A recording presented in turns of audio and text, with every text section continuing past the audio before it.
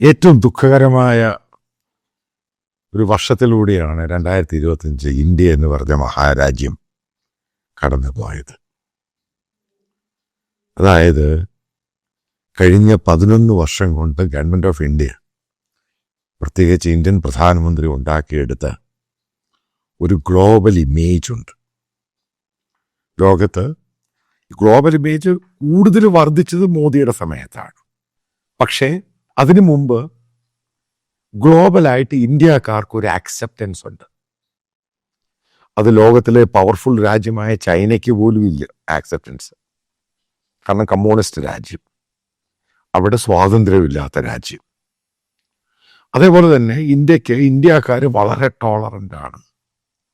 ഇവിടെ ലോകത്ത് ഏതൊരു മതവിശ്വാസമുള്ളവനും അവൻ്റെ അഭിപ്രായം വ്യത്യസ്തമാണെങ്കിൽ തന്നെയും, അവൻ്റെ ചിന്താഗതി വ്യത്യസ്തമാണെങ്കിലും, അവൻ ഇഷ്ടമുള്ള രീതിയിൽ ഇന്ത്യയുടെ നയങ്ങളും നിയമങ്ങളും പാലിച്ച് ജീവിക്കുകയാണെങ്കിൽ ലോകത്ത് വളരെ സമാധാനമായിട്ട് ജീവിക്കാൻ കഴിയുന്ന ഒരു രാജ്യമാണ് ഇന്ത്യ. അത് മോദിയൊന്നും അല്ല ഉണ്ടാക്കിയത്. അത് ഇന്ത്യയുടെ ഫൗണ്ടിങ് ഫാദേഴ്സ് അവരുണ്ടാക്കിയ സംഭവമാണ്. അതിങ്ങനെ മതേതര മൂല്യങ്ങൾ കാത്തു സൂക്ഷിക്കുന്നു. നിങ്ങൾക്ക് ഇഷ്ടമുള്ള രീതിയിൽ വിശ്വസിക്കാം, വിശ്വസിക്കാതിരിക്കാം, നിങ്ങളുടെ ഇഷ്ടമാണ്.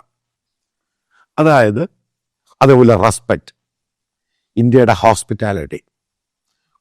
ഇന്ത്യ ഈ ടെററിസം എന്ന് പറഞ്ഞതിനെ പൂർണ്ണമായിട്ട് എതിർക്കുന്നവരാണ്. മറ്റുള്ളവൻ്റെ വിഷയത്തിൽ അനാവശ്യമായിട്ട് ഇടപെടാൻ പോകാറില്ല. അവന് ഇഷ്ടമുള്ള ആഹാരം കഴിക്കാം, ഇഷ്ടമുള്ള വസ്ത്രം കഴിക്കാം, അവന് ഇഷ്ടമുള്ള മറ്റുള്ള അവൻ്റെ രീതിയിൽ പോകാം, അത്രയേ ഉള്ളൂ. ആ അക്സെപ്റ്റൻസിൽ ഈ പറയുന്ന വംശീയ വെറിയും ഈ സാധനങ്ങളൊന്നും ഇന്ത്യയിലില്ല. ഇവിടെ കാസ്റ്റിസം ഉണ്ട്, അത് ഡൊമസ്റ്റിക്കാണ്. പക്ഷെ അത് ഇത്ര മാത്രമൊന്നും ഫ്ലെയർ അപ്പ് ചെയ്തിട്ടുമില്ല. അപ്പം ആ ഒരു കാഴ്ചപ്പാടിലുള്ള ഇന്ത്യ, അത് ആ ഇന്ത്യക്ക് ലോകത്ത് മുഴുവൻ അക്സെപ്റ്റൻസ് ഉണ്ട്. നിങ്ങൾ ആലോചിക്കേണ്ട സംഭവമാണ്. ഈ സമയത്ത് തന്നെയാണ് ബംഗ്ലാദേശിൽ പ്രശ്നമുണ്ടായത്. അതായത് നേരത്തെ ഒരു പ്രശ്നമുണ്ടായി, ഷെയ്ഖ് ഹസീനെ മാറ്റിക്കഴിഞ്ഞ ശേഷം ഇന്ത്യക്കാർക്കെതിരെ അറ്റാക്ക് ഉണ്ടായി. അതിനുശേഷം 1.5 വർഷം കഴിഞ്ഞ് വീണ്ടും വലിയ അറ്റാക്ക് ഉണ്ടായി. ഇപ്പോൾ അറ്റാക്കിങ് നടന്നുകൊണ്ടിരിക്കുകയാണ്. ആ സന്ദർഭത്തിൽ നമ്മൾ മനസ്സിലാക്കേണ്ടതാണ്, 2ഓളം ഹിന്ദു മതവിശ്വാസികളെയാണ് കൊല്ലപ്പെട്ടത്. അവിടെ ക്രിസ്ത്യാനികളെ ആക്രമിച്ചു. അതായത് ഇന്ത്യക്കാർ തന്നെയാണ്, ഇപ്പോൾ അവിടെ മുസ്ലിമാണ്, എല്ലാം ഇന്ത്യക്കാർ തന്നെയാണ്. പക്ഷേ ഈ ഹിന്ദു മതവിശ്വാസം, ക്രൈസ്തവ മതവിശ്വാസം എന്നതിൻ്റെ പേരിലാണ് ഇന്ത്യൻ, അതായത് ഹിന്ദുക്കൾ താമസിക്കുന്ന ഗ്രാമങ്ങളിലാണ് അറ്റാക്ക് ചെയ്തത്. അത് മൂന്നോളം പ്രധാനപ്പെട്ട സ്ഥലങ്ങളിലോട്ടാണ് സ്പ്രെഡ് ചെയ്തത്. ഠാക്കയിലും ചിറ്റഗോങ്ങിലും പിന്നീട് ഇന്ത്യയുടെ ഒരു ബോർഡറായിട്ട് വരുന്ന, ആസാമിൻ്റെ ബോർഡറായിട്ട് വരുന്ന സ്ഥലങ്ങളിലും. അത് ഏറ്റവും പ്രധാനപ്പെട്ട മനസ്സിലാകേണ്ടത്, അതുമായി ബന്ധപ്പെട്ട ഗവൺമെൻറ് ഓഫ് ഇന്ത്യയുടെ, അതായത് ഫോറിൻ അഫേഴ്സ്, ലോകത്ത് പല രാജ്യങ്ങളോടും ആവശ്യപ്പെട്ടു ഇതിനെതിരെ പ്രതിഷേധിക്കാൻ. ഉണ്ടായ സംഭവമാണിത്. നിങ്ങൾ മനസ്സിലാക്കുക, ഒരു രാജ്യം പോലും ഇന്ത്യക്ക് അനുകൂലമായിട്ടും അവിടെ ജീവിക്കുന്ന ഹിന്ദുക്കളെ ഇതേപോലെ അറ്റാക്ക് ചെയ്യുന്നു, അതിനെ പ്രതിഷേധമായിട്ടും ഒരു രാജ്യങ്ങൾ പോലും ഇന്ത്യക്ക് അനുകൂലമായിട്ടോ അവിടെ ജീവിക്കുന്ന ഹിന്ദുക്കൾക്ക് അനുകൂലമായിട്ടോ ഒരു സ്റ്റേറ്റ്മെന്റ് പോലും ഇറക്കിയില്ല. മനസ്സിലാക്കണം, എവിടെയായിരുന്നു ഇന്ത്യ, എത്രമാത്രം താപ്പോട്ട് പോയി. കാരണം എന്താ, അവിടെ നടക്കുന്നു, ഇവിടെ ക്രിസ്ത്യാനികൾക്കെതിരെ മുസ്ലിങ്ങൾക്കെതിരെ നടക്കുന്നു. അപ്പൊ എങ്ങനെയാണ് ഇന്ത്യക്ക് ജസ്റ്റിഫൈ ചെയ്യാൻ പറ്റുന്നത്? ഇന്ത്യൻ പ്രധാനമന്ത്രി ചർച്ച് ഓഫ് റിഡംഷൻ, അതായത് പ്രൊട്ടസ്റ്റന്റ് ചർച്ചിൽ ഡൽഹിയിൽ പോയിട്ട് അവിടെ ക്രിസ്തുമസ് വർഷിപ്പുമായിട്ട് ബന്ധപ്പെട്ട് പ്രാർത്ഥന നടത്തി ബൈബിളിനെ ചുംബിച്ചു. ഈ ഒരു മെസ്സേജ് ഗ്ലോബലായിട്ട് ഒറ്റ പത്രങ്ങളെടുത്തില്ല. ഒരു ചെറിയ രീതി ഇന്ത്യയിൽ നടക്കുന്ന റാംപേജ്, ക്രൈസ്തവർക്കെതിരെ അതിൻ്റെ ഡെക്കറേഷൻ, ക്രിസ്തുമസ്, അവരെ അറ്റാക്ക് ചെയ്യുന്നു, ചർച്ചകൾ കത്തിക്കുന്നു. അതാണ് കൂടുതൽ ഹൈലൈറ്റ് ചെയ്ത് വന്നത്. ന്യൂയോർക്ക് ടൈംസിൽ 4 ആർട്ടിക്കിളാണ് എഴുതിയിരിക്കുന്ന കഴിഞ്ഞ ഒരാഴ്ച കൊണ്ട് RSSനെ പറ്റി. എന്താണ് ഈ സംഘടന, എന്താണ് ഇവരുടെ ലക്ഷ്യം, എവിടെയാണ് ഇവർ പണം കൊടുത്ത് ഗ്ലോബൽ ഇമേജ് ഉണ്ടാക്കാൻ അമേരിക്കയിലെ ഏജൻസിക്ക് പണം കൊടുത്ത സംഭവം, അതുൾപ്പെടെയാണ് എഴുതിയിരിക്കുന്നത്. അവൻ്റെ അകത്ത് മോദിയുടെ പ്രാധാന്യം എന്താണ് റൈറ്റ് വിങ് പൊളിറ്റിക്സ് ഉദ്ദേശിക്കുന്നത്, എന്ത് ഫാസിസം, എന്നിട്ട് കൃത്യമായിട്ട് പറയുന്നുണ്ട് എന്ത് ഫാസിസമാണ് അവർ അഡോപ്റ്റ് ചെയ്തിരിക്കുന്നത്. ന്യൂയോർക്ക് ടൈംസ് ഇതുപോലെ പത്രത്തിൻ്റെ പ്രധാനപ്പെട്ട സംഭവമാണ് വന്നിരിക്കുന്നത്. ഇത് 2 ദിവസം കഴിയുമ്പോൾ ലോകത്തെല്ലാ പത്രങ്ങളും ഇതിനെപ്പറ്റി വീണ്ടും സംഭവം വരും. അതായത് ഇന്ത്യയുടെ ഇമേജ് എന്ന് പറയുന്നത് ഈ കഴിഞ്ഞ 11 വർഷം കൊണ്ട് മോദി ഉണ്ടാക്കി എടുത്തിട്ടുണ്ടെങ്കിൽ അതിൻ്റെ ഒരു 100 ഇരട്ടി താപ്പോട്ടങ്ങ് പോയി. കാരണം ചോദ്യമായി, ഹിന്ദുക്കളല്ലാത്തവർക്ക് ഇന്ത്യയിൽ ജീവിക്കാൻ പറ്റൂ? ഒരാളുടെ വീട്ടിൽ പോയി, അല്ലെങ്കിൽ ഒരു 10 പേര് കൂടി പ്രാർത്ഥിക്കുന്നു, അല്ലെങ്കിൽ ഒരിടത്ത് പോയി 100 പേര് കൂടി പ്രാർത്ഥിക്കുന്നു. ഉടൻ തന്നെ അവരെ കൊണ്ടുവരിക, അടിക്കുക, ബഹളം ഉണ്ടാക്കുക, എന്നിട്ട് അവർ തന്നെ അത് വീഡിയോയിൽ ഷൂട്ട് ചെയ്തിട്ട് ഇൻ്റർനെറ്റിലിടുക, സോഷ്യൽ മീഡിയയിലിടുക. അവരത് ചെയ്തു. നിങ്ങൾ ബജറാംഗ് ദളും VHP എന്നൊക്കെ പറയുമ്പോൾ നിങ്ങൾ മനസ്സിലാക്കേണ്ടത് ഇത് ഇവരുടെ മേജർ സംഘടന ഏതാ? RSSന്റെ പൊളിറ്റിക്കൽ വിങ് ആണ് BJP. അവരുടെ മറ്റൊരു സംഭവമാണ് വിശ്വ ഹിന്ദു പരിഷത്ത്, അതേപോലെ തന്നെ ബജറാംഗ് ദള്, ഹിന്ദു ജാഗരൺ മഞ്ച്, പശുപാലൻ, അതായത് ഗോമാതാവ്, ആ സംഭവം, ഇതൊക്കെ അവരുടെ ഓരോ സംഘടനകളാണ്. അതിൽ ഈ ബജറാംഗ് ദളും വിശ്വ ഹിന്ദു പരിഷത്തും, പ്രത്യേകിച്ച് ബജറാംഗ് ദള്, അറിയപ്പെടുന്ന ഗുണ്ടകളും മാത്രമുള്ള സംഘടനയാണ്. അതായത് ഞാനൊരു കാര്യം പറയാം, എനിക്കറിയാവുന്നൊരു വസ്തുത. ഇത് ബീഫ് ഇഷ്യൂവുമായി ബന്ധപ്പെട്ട്, അതായത് മുസ്ലിങ്ങളെ വേട്ടയാടിയിരുന്ന സമയത്ത്, ഇപ്പോഴും ഉണ്ട്, അത് നിന്നിട്ടില്ല. ഇപ്പോഴും ഹരിയാനയിൽ പലയിടത്തും ഇത് റിപ്പോർട്ട് ചെയ്യുന്നുണ്ട്. അതിലന്ന് പങ്കെടുത്ത പല ആൾക്കാരും ഇന്ന് ഈ ചർച്ചിനെതിരെ അറ്റാക്ക് ചെയ്യുക. അന്ന് അവർ അത് ചെയ്തിട്ട് അന്ന് രാജസ്ഥാനിൽ പല ആൾക്കാരെന്ത് കോൺഗ്രസിൽ വന്നു, അവരുടെ കേസ് മാറി, എന്നിട്ട് തിരിച്ച് വീണ്ടും അവിടെ പോയി. അവിടെ ആര് ഭരണത്തിൽ വരുന്നു? അവ ഗുണ്ടകളാണ് ബേസിക്കലി, വേണമെങ്കിൽ പൊളിറ്റിക്കൽ ഗൂൺസ്. അതേപോലെ അല്ലയോ മോളിൽ കയറി ആക്രമിക്കുന്നു. ആസാമിലൊരു സ്കൂള്, കാത്തലിക്സ് റൺ ചെയ്യുന്ന സ്കൂള്, അവിടെ അറ്റാക്ക് ചെയ്യുന്നു. അങ്ങനെ തകർത്ത് താരിപ്പണവാക്കുവാണ്. ഇവർക്ക് ഇത്രയും പേടി എന്താ? ഭയം, ഭയമുണ്ട്. പക്ഷെ ഞാൻ മനസ്സിലാക്കിയെടുത്തത്, ഞാൻ രാവിലെ നടക്കാൻ പോയി കഴിഞ്ഞപ്പോൾ ഇപ്പം BJPയെയും മോദിയെയും പിന്തുണയ്ക്കുന്ന ഒരാൾ, എൻ്റെ ഒരു സുഹൃത്ത്, അപ്പോൾ അവിടെ വെച്ച് പുള്ളിയോട് സംസാരിച്ച് പുള്ളി പറയുന്നത് ഡെലിബറേറ്റ് ആയിട്ട് മോദിയുടെ ഇമേജ് മോശം വരുത്താൻ വേണ്ടി RSS കണ്ടുപിടിച്ച വഴിയാണ്. എനിക്കത് വിശ്വസിക്കാനൊന്നും കഴിയുന്നില്ല. മോദി ഗവൺമെൻറ് പറയുന്നു ഇത് ഗുണ്ടകളുടെ പരിപാടിയാണ്. അതുകൊണ്ടാണ് രാജീവ് ചന്ദ്രശേഖർ പറഞ്ഞത് വട്ടന്മാരുണ്ട് ഒത്തിരി പേര്, എന്ത് ചെയ്യാൻ? ആരാണ് ഇതിൻ്റെ പിറകിലുള്ളത്? ഇപ്പോൾ 1-2 അറ്റാക്ക് നമുക്ക് സമ്മതിക്കാം. കണ്ടിന്യൂസ് ആയിട്ട് ഇത്രയും അറ്റാക്ക് കഴിഞ്ഞ 2 ദിവസം കൊണ്ട് ഉണ്ടാകുമ്പോൾ അതിൻ്റെ പുറകിൽ ആരുമില്ല എന്നെങ്ങനെ പറയാൻ സാധിക്കുന്നത്? തമാശയില്ല ഈ സംഭവം. യൂറോപ്യൻ യൂണിയന് മണിപ്പൂർ ഇഷ്യൂമായി ബന്ധപ്പെട്ട് അവിടെ പ്രമേയം പാസാക്കിയതാണ്. അതായത് മോദി ഗവൺമെൻറ്റിനെതിരെ, BJPക്കെതിരെ അവിടെ ക്രിസ്ത്യാനികളെ വേട്ടയാടുന്നു. എന്നിട്ട് ഈ സംഭവം അവർ ഇന്ത്യക്ക് അയച്ചും കൊടുത്തു. പക്ഷെ അമേരിക്ക നമ്മളെ ആ സമയത്ത് ഇന്ത്യക്ക് അനുകൂലമായിട്ട് നിന്ന് ഒറ്റപ്പെട്ട സംഭവമാണ്. ഗവൺമെൻറ് ഓഫ് ഇന്ത്യ അത് ടാക്കിൾ ചെയ്യും. അവരിത് പബ്ലിക്കായിട്ട് പോലും പറഞ്ഞില്ല, കാരണം അവരത് ഹൈലൈറ്റ് ചെയ്തില്ല. പക്ഷേ ഈ കണ്ടിന്യൂസ് ആയിട്ട് ഈ അറ്റാക്ക് ഉണ്ടാകുമ്പോൾ നിങ്ങൾ മനസ്സിലാക്കണം, ഓൾറെഡി യൂറോപ്യൻ രാജ്യങ്ങൾ ഇത് പറഞ്ഞു കഴിഞ്ഞു. ഇനി രണ്ടാമത്, അറബ് രാജ്യങ്ങളിലെ ന്യൂസ് പേപ്പറുകൾ ഈ കഴിഞ്ഞ ക്രിസ്തുമസുമായിട്ട് ബന്ധപ്പെട്ട് ക്രൈസ്തവർക്കെതിരെ അറ്റാക്ക് ഉണ്ടായതുമായി ബന്ധപ്പെട്ട് ഏറ്റവും മോശമായിട്ടാണ് എഴുതിയിരിക്കുന്നത്. ഏറ്റവും മോശമായിട്ട് വിശ്വഗുരുവായിട്ട് ബന്ധപ്പെട്ട് തന്നെയാണ് അത് കമ്പയർ ചെയ്തിരിക്കുന്നത്. ചില അറബ് പത്രങ്ങൾ ഏറ്റവും മോശമായിട്ടാണ് ഇന്ത്യൻ പ്രധാനമന്ത്രിയെയും RSSനെയും BJPയെ പറ്റി എഴുതിയിരിക്കുന്നത്. പിന്നെ ചോദ്യം, നമ്മൾ ഇന്ത്യക്കാർ ലോകത്തെല്ലായിടത്തും പോകാറുണ്ട്, നമ്മളെല്ലാവരും അക്സെപ്റ്റും ചെയ്തിട്ടുണ്ട്. ഇതേപോലെയുള്ള പ്രശ്നം ഇന്ത്യയിൽ ഉണ്ടാകുമ്പം സനാതനികൾക്ക് വേണ്ടിയാണ് ഇന്ത്യ എന്ന് പറയുമ്പോൾ അടുത്ത മെസ്സേജ് എന്തുവാണ് നിങ്ങൾ കൊടുക്കുന്നത്? എന്തുവാണ് ഈ സന്ദേശം?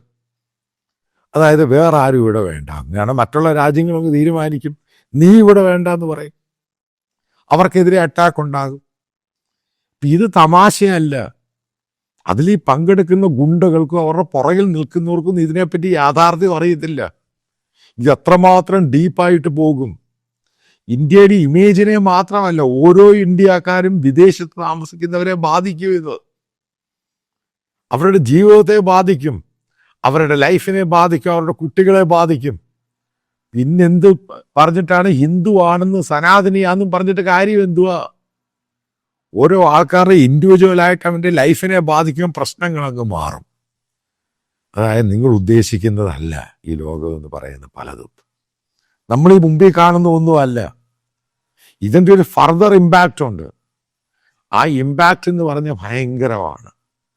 എന്തുകൊണ്ടാണ് മോദി ഓപ്പറേഷൻ സിന്ദൂറിന് ശേഷം ലോകത്ത് ഒരു രാജ്യത്ത് പോകുന്ന എത്തിയോപ്യയിൽ, മറ്റൊന്ന് ഒമാനിൽ, പിന്നെ ജോർദാനിൽ? ഇതായിരുന്നു നേരത്തെ ഇന്ത്യൻ പ്രധാനമന്ത്രി പോയിക്കൊണ്ടിരുന്നത്.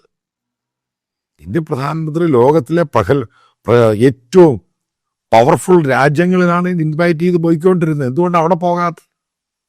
ഈ രാജ്യങ്ങൾ മോശമാണെന്നല്ല ഞാൻ പറഞ്ഞത്. ഈ രാജ്യങ്ങളുമായിട്ടൊക്കെ എന്ത് ട്രേഡ് കിട്ടുമെന്ന് ഈ പറയുന്നേ? ന്യൂസിലാൻഡുമായിട്ട് 1 ബില്യൺ ട്രേഡ് വലിയ സംഭവമായിട്ട് പറയുന്നത്. എന്നിട്ട് അവിടെ ന്യൂസിലാൻഡിൻ്റെ ഡെപ്യൂട്ടി പ്രൈം മിനിസ്റ്റർ എതിർത്ത് പറയുകയും ചെയ്തത് ഇത് നടക്കത്തില്ലെന്ന്. ഇതാണോ വലിയ ട്രേഡ്? അപ്പം അമേരിക്കയായിട്ടുള്ള ട്രേഡ് എന്തു? മറ്റുള്ള യൂറോപ്യൻ രാജ്യങ്ങളായിട്ടുള്ള ട്രേഡ് എന്തു? അതായത് 2025 എന്ന് പറഞ്ഞ് ഇന്ത്യയുടെ കഷ്ടകാലമാണ്. അവസാനം ഡിസംബറിൽ വന്നു നിന്നത് മുഴുവനും പരക്കെ ആക്രമണങ്ങൾ. ഗ്ലോബൽ മീഡിയ മുഴുവനും മോശമായിട്ട് എഴുതി കളഞ്ഞു. അതായത് ബോധമില്ലാത്തവന്മാരാണ് ഇന്ത്യയിൽ താമസിക്കുന്നത്, ഇന്ത്യയിൽ ജീവിക്കുന്നത്. അല്ലെങ്കിൽ ഒരു പാവ പോലെ ഉണ്ടാക്കി വെച്ചിരിക്കുന്ന സാന്താക്ലോസ് ഡെക്കറേറ്റ് ചെയ്ത് വെച്ചിരിക്കുന്നു. അതും ഈ മതപരിവർത്തനമായിട്ട് എന്തു ഗുണ്ടമാവുള്ളത്? അതാ മനസ്സിലാക്കേണ്ടത്. ഡെലിബറേറ്റായിട്ട് അറ്റാക്ക് ചെയ്യാൻ ശ്രമിക്കുന്നു. ഗുണ്ടകളും അതിൻ്റെ പിറകിൽ വലിയൊരു കൂട്ടമുണ്ട്.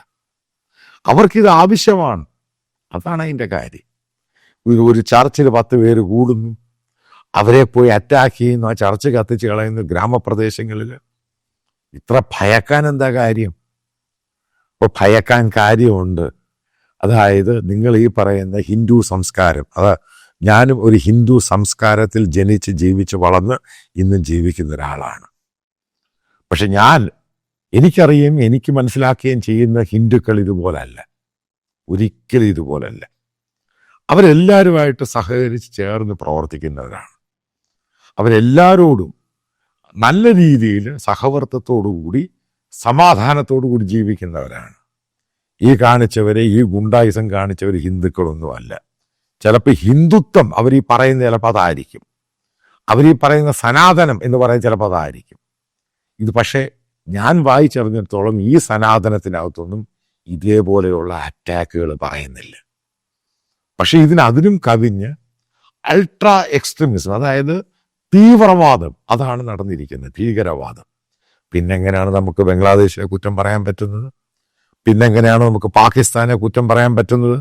പിന്നെങ്ങനെയാണ് മറ്റുള്ള ഇസ്ലാമിക രാജ്യങ്ങളിൽ നടക്കുന്നതിന് കുറ്റം പറയാൻ പറ്റുന്നത്? അതൊക്കെ ഇന്ത്യയിൽ നടക്കുകയാണ്.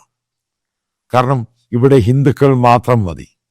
മറ്റുള്ള മതസ്ഥരും സിഖുകാരോ ജെയിൻ കമ്മ്യൂണിറ്റി, അതായത് ആദ്യം മുസ്ലിങ്ങൾ, രണ്ടാമത് ക്രിസ്ത്യാനികൾ, പിന്നെ സിഖുകാർ, പിന്നെ ജെയിൻ, പിന്നെ ദളിത്, അതിൻ്റെ കൂടെ ദളിതരെ ഒഴിവാക്കണം. ഇതല്ലയോ അജണ്ട എന്ന് പറയുന്നത്. പ്രിയപ്പെട്ടവർ, എനിക്കൊരു കാര്യം പറയാനുള്ളത്, അതായത് ഇന്ത്യ ഇങ്ങനെ ഒരു രാജ്യമല്ല. ഞാൻ പല ആൾക്കാരോടും വിദേശങ്ങളിലൊക്കെ പോകുമ്പോഴും പല പത്രക്കാരെ അവിടെ വെച്ച് കാണുമ്പോഴും ഞാൻ പറയാറുണ്ട്, ലോകത്ത് ക്രിസ്ത്യാനികൾക്ക് ഏറ്റവും സേഫ് എന്ന് പറയുന്നത് ഇന്ത്യയാണ്. ലോകത്ത് മുസ്ലിങ്ങൾക്ക് ഏറ്റവും സേഫ് എന്ന് പറയുന്നത് ഇന്ത്യയാണ്. പക്ഷേ ഈ ഒരു സന്ദർഭത്തിൽ ഇതെല്ലാം കണ്ടിട്ട് മാറ്റി പറയുന്നു. ഇവിടെ ഹിന്ദുക്കളല്ലാത്തവർക്ക്, അതായത് സനാതനിയായിട്ട് ഇതേപോലെയുള്ള സംഭവങ്ങൾ കാണിക്കാത്ത ഒരു ഹിന്ദു വിശ്വാസമാണെങ്കിലും വിശ്വാസത്തിനെ അതിനെ എതിർത്ത് പറയുന്നവർക്ക് പോലും, അതായത് അതിനകത്തെ പല റിച്വൽസ് ശരിയല്ല എന്ന് പറയുന്നവർക്ക് പോലും ഈ ഇന്ത്യയിൽ ഇന്ന് ജീവിക്കാൻ പ്രയാസമാണ്. അതാണിത് കാണുന്നത്. സ്വന്തം പഠിച്ച സ്കൂളുകൾ, ആ സ്കൂളുകൾ എന്ത് തെറ്റ് ചെയ്തു? അവരെ ഉപദ്രവിക്കുന്നു, അത് തകർക്കുന്നു. മോളിനകത്ത് കച്ചവടവുമായി ബന്ധപ്പെട്ട ആൾക്കാരെ സന്തോഷിപ്പിക്കാൻ എന്ത് പുൽക്കൂടും മാഞ്ചറും അതും ഇതും ഒക്കെ ഉണ്ടാക്കുന്നു, ക്രിസ്മസ് ട്രീ ഉണ്ടാക്കുന്നു. അതിൽ അവരെന്ത് പിഴച്ചു? അതാണ് പറയുന്നത്. ഇതാണ് ടെററിസം എന്ന് പറയുന്നത്. ഇന്ത്യയിൽ നടക്കുന്ന റിലീജിയസ് ടെററിസമാണ്. ഇതാണ് മറ്റ് രാജ്യങ്ങളിലും പാകിസ്ഥാനിലാണെങ്കിലും ബംഗ്ലാദേശിലും മറ്റ് അറബ് രാജ്യങ്ങളിലും നടക്കുന്നത്. അതും ഇതുമായിട്ട് വലിയ വ്യത്യാസമൊന്നുമില്ല. അവരത് ഇസ്ലാമിന് വേണ്ടി ചെയ്യുന്നു. ഇവിടെ ഒരു വിഭാഗം ഗുണ്ടകൾ അവർക്ക് കൊടുക്കുന്ന പൊളിറ്റിക്കൽ സപ്പോർട്ടോടുകൂടി അത് ഈ പറയുന്ന ഹിന്ദു രാജ്യം ഉണ്ടാക്കാൻ വേണ്ടി ചെയ്യുന്നു. ഇതേ ഉള്ള വ്യത്യാസം. രണ്ടും തമ്മിൽ വലിയ വ്യത്യാസമൊന്നുമില്ല. ഇതിൻ്റെ അടുത്ത എക്സ്ട്രീം സ്വഭാവം എന്ന് പറയുന്നത്, അതായത് കൊല്ലുക, കൊലപാതകം, ആ രീതിയിലോട്ടാണ് ഇനി പോകുന്നത്. ലിഞ്ചിങ്, അതായത് നേരത്തെ എത്രയോ മുസ്ലിങ്ങളെ ബീഫിൻ്റെ മേൽ കൊന്നു. ഇനി ആ സെക്കൻഡ് സ്റ്റേജിലോട്ട് പോകാൻ വേണ്ടിയാണ് ഇവർ തയ്യാറെടുക്കുന്നത്. പള്ളിയിൽ പോയി പ്രാർത്ഥിക്കുക, അതായത് നരേന്ദ്രമോദി ഗവൺമെൻറ് അത് പ്രൈം മിനിസ്റ്റർ ചെയ്തു. എന്തുകൊണ്ട് ഗവൺമെൻറ്റിന് ഓർഡർ ഇട്ടുകൂടാ? ഇവർക്കെതിരെ ആക്ഷൻ എടുക്കണം, ഇത് തടയണം, ഇതിന് സെക്യൂരിറ്റി കൊടുക്കണം, അതായത് ജസ്റ്റിസ് നടപ്പിലാക്കണം. എന്തുകൊണ്ട് പറയുന്നില്ല? ഇനി അത് അമേരിക്കൻ പ്രസിഡന്റ് പറഞ്ഞിട്ടേ ഇവിടെ ചെയ്യത്തുള്ളൂ. ആ സ്റ്റേജിലോട്ട് ആ കാര്യങ്ങൾ പറയും. മറ്റുള്ള യൂറോപ്യൻ രാജ്യങ്ങൾ അമേരിക്കൻ കയറി പറയും. അതോടുകൂടി നാണം കെട്ടുപോകും. അവർ പറഞ്ഞിട്ടാണ് ഇന്ത്യയുടെ നടപടി എടുക്കേണ്ടത്. ഗവൺമെൻറ് ഓഫ് ഇന്ത്യയാണ് ഇത് തീരുമാനമെടുക്കേണ്ടത്, എങ്ങനെ പോകണം. ഇന്ത്യയിൽ മറ്റുള്ള മതവിശ്വാസക്കാർക്കും സെക്യൂർഡ് ആയിരിക്കണം. അവന് ക്രിസ്തുമസ് ആഘോഷിക്കാം, അവന് ഈദ് ആഘോഷിക്കാം, അവനെ തടയരുത്. അവനെ തടയാൻ വരുന്നവർക്കെതിരെ ഗവൺമെൻറ് ആക്ഷൻ എടുക്കണം. ഇത് ചെയ്യുന്നതിൽ എന്ത് തെറ്റാണുള്ളത്? അത് ചെയ്യാൻ വേണ്ടി 56 ഇഞ്ചിൻ്റെ ആവശ്യമൊന്നുമില്ല. നോർമൽ മനുഷ്യന് ചെയ്യാൻ പറ്റും. ഒരു നോർമൽ ഹ്യൂമൻ ബീങ് ഇന്ത്യയുടെ പ്രധാനമന്ത്രിയാണെങ്കിൽ ചെയ്യാൻ പറ്റും, സിമ്പിളായിട്ട് ചെയ്യാൻ പറ്റും. പക്ഷെ ചെയ്യുന്നില്ല, നോക്കിക്കൊണ്ടിരിക്കുക, അവിടം വരെ പോകുന്നു. പക്ഷെ ഈ പോക്ക് പോകുമ്പോൾ ഇന്ത്യ എന്ന് പറഞ്ഞ മഹാരാജ്യത്തിൻ്റെ ഗ്ലോബലായിട്ടുള്ള നമ്മുടെ ആക്സെപ്റ്റൻസും നമുക്കുണ്ടായിരുന്ന ക്രെഡിബിലിറ്റിയും നാശത്തിലേക്ക് പോകുന്നു. അതാണ് 2025 കണ്ട ഏറ്റവും ദുഃഖകരമായ കാഴ്ച.